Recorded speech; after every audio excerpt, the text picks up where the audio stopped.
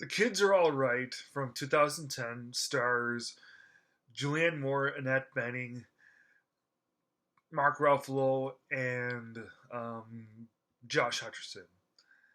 And this is the feel good film of 2010. It is a movie that I so love dearly. It just makes me want to hug myself, and I just, oh man, I just love this film so dearly. It was nominated for a couple of Oscars, and yeah, I would have voted for. Well, okay, maybe I would have voted for all of them, but yeah, sometimes an Oscar nominations, like some Oscar nominations are a win in itself, and that's totally fine. The movie is it has an LGBTQ backdrop, but it's not really so much that it's its main focus. It's mostly about a contemporary look at American life. Well, American families. I mean, like the movie deals with two lesbian mothers who are played by Annette Bening and Julianne Moore, and their two teenage children. But the movie doesn't try to force feed any sort of homosexuality, and it just says, "Hey, this is our family, and we all love each other dearly." Yeah, the movie. I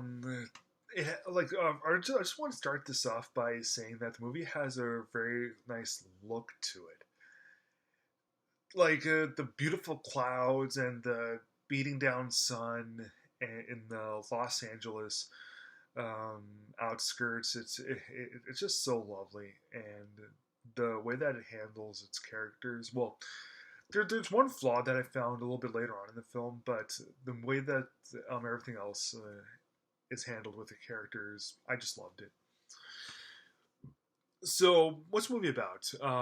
Nick and Jules, who are Annette Bening and Julianne Moore, respectively, they live in suburban Los Angeles with their two teenage children named Joni and Laser, who are played by Mia Wasikowska and Josh Hutcherson. Hopefully, I'm saying Joni's real name properly.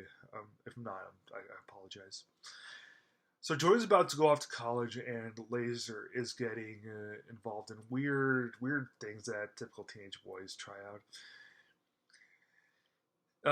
Nick is a doctor and the breadwinner of the family, and Jules tried architecture but agreed to be the stay-at-home parent. Yeah, the family they're not really all that unorthodox, which is quite good. And one day, Laser talks Joni into tracking down their sperm father. Now, their sperm donor father turns out to be Mark Ruffalo, whose name is Paul in the film. He's a loose cannon. He's a carefree hippie, a restaurateur, and he's actually a very likable guy. I really liked Mark Ruffalo in this. And when he enters the picture, it complicates everything in the family. But every time something bad happens, we know that something good's going to happen in return. He knows that he's a little bit immature and he doesn't want to break the family apart, but he still wants to keep in touch with everyone. He really likes his biological kids, and he grows to like Nick and Jules also. The only one that doesn't love Paul as much as everyone else is Nick. She's a little uptight, and just because she's the most successful, but Jules likes him at least, and she starts her own gardening business with Paul's help. And yeah, eventually there starts to be a little bit of a romance that happens between Jules and Paul. Is Jules now straight? It's just complicated the way that their feelings are handled. Well, I mean, like that's just simply the way love is. You have like the way that love is, and what you do to other people.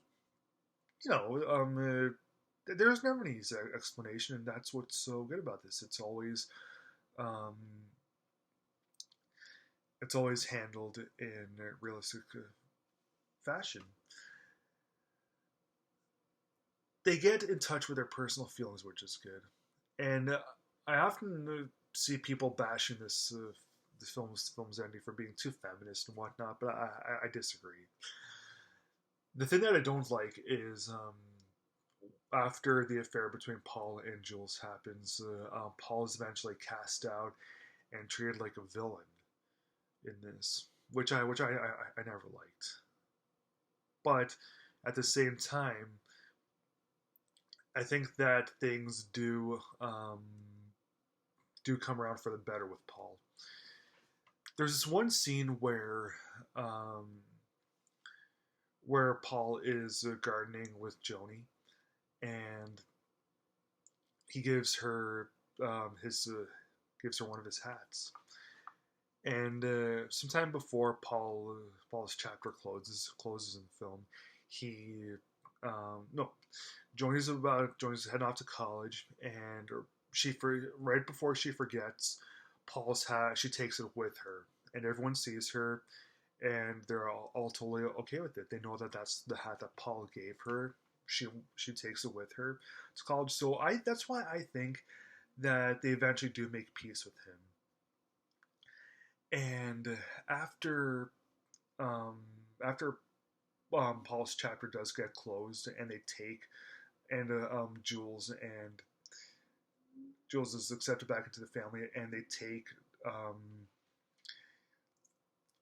they take Joni off to college. That is just so beautiful. It just hits me so hard. It's all about the power of love and how nothing can ever tear apart a family. Yeah, that last scene with Joni being taken off to college really hits home. Like it's just so beautiful. And yeah, if that little bit with Paul, um, like that insinuation with Paul not getting back into the family, if that was there, like knowing that Paul was never going to be accepted back into the family, I probably wouldn't have liked this film as much as I do. But that little bit right there when Joni does take the hat and it kind of signifies that she forgives Paul, it certainly does help. And yeah, it's things like that that make the kids are all right um, a truly one of a kind film. I totally love this. We have no easy answers, but it's just such a lovely film, and it loves all of its characters. Even when you think that Paul um, doesn't get all the respect that he deserves, things do change for the better. I'm gonna give The Kids Are Alright 4 stars.